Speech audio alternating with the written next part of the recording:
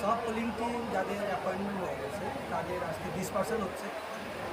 আমাদের কুমারঘাট সাব ডিভিশনে দুটো অ্যাসেম্বলি সেগমেন্ট আমরা ত্রিপুরা এসটি পার্লামেন্টারি কনস্টিটিউশনের আন্ডারে, তার মধ্যে 50 পাবিয়াছড়া অ্যাসেম্বলি সেগমেন্ট, সেখানে 59 পোলিং স্টেশনস আছে, এবং 51 ফটিকরাই অ্যাসেম্বলি সেগমেন্ট, সেখানে আমাদের 54 পোলিং স্টেশন আছে।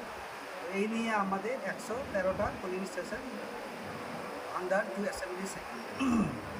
তো প্রত্যেক পোলিং স্টেশনে আমাদের সিএপিএফ থাকবে হাফ সেকশন করে। তো পোলিং টিমের সাথে আমাদের মাইক্রো অবজারভার থাকছে, পাশে অ্যাডিশনাল পোলিং অফিসার দেওয়া হয়েছে, যেগুলো আমরা বিভিন্ন পোলিং স্টেশনে, সব পোলিং স্টেশনে আমাদের ওয়েবকাস্টিংয়ের মাধ্যমে কভার করা হবে। তো আমরা প্রত্যেক পোলিং স্টেশনে গেস্টে আমরা এগুলো দেখাশোনা করার জন্য ওয়েবকাস্টিং স্কুলের সাথে আমাদের যারা এডিশনাল পোলিং ওনারাও থাকবে। আর সব জায়গাতে আমাদের বিএলওরা আছেন, তারাও ভোটার রেজিস্ট্রেশন হিসেবে সাহায্য করবে। এখনও অবধি তো সেই ধরনের কোনো পরিস্থিতির সম্মুখীন হয়নি আমরা। আমাদের সাব ডিভিশনে এখনও ল অ্যান্ড অর্ডার পিসফুল আছে, সব কিছু পিসফুলই চলছে। আমাদের যে পোলিং স্টেশন সেগুলোতে আমরা প্রত্যেকটি পোলিং স্টেশনে আমরা সেন্ট্রাল ফোর্স যারা আছেন সিএপিএফ তাদের থেকে আমরা হাফ সেকশন করে দিয়ে দিচ্ছে। আর যেখানে একটু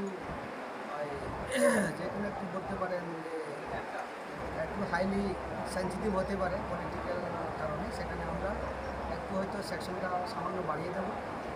এমনিতে আমাদের ওভারঅল এরিয়া ডমিনেশন সবখানে চলছে, পাশাপাশি সিএপিএফ এবং পুলিশ মিলে এবং সিভিল প্রশাসন মিলে সব জায়গাতে এরিয়া ডমিনেশন আছে। বিভিন্ন জায়গাতে যারা আমাদের সামরিক বাহিনী আছেন, সামরিক বাহিনী তারা ছড়িয়ে ছিটিয়ে আছে।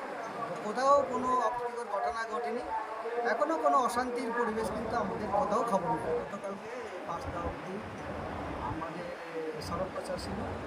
সড়ক প্রচারের পরে আমরা এগুলো সবখানে আমাদের মডেল কন্ট্যাক্ট টিম লাগানো আছে, পাশাপাশি সেক্টর অফিসারে করে দেখছে যে আউটসাইডের কেউ আমরা পাইনি। সে কারণে পুলিশও আমাদের সাথে সহযোগিতা করছে, সবাইকে নিয়ে এগুলো করা হচ্ছে।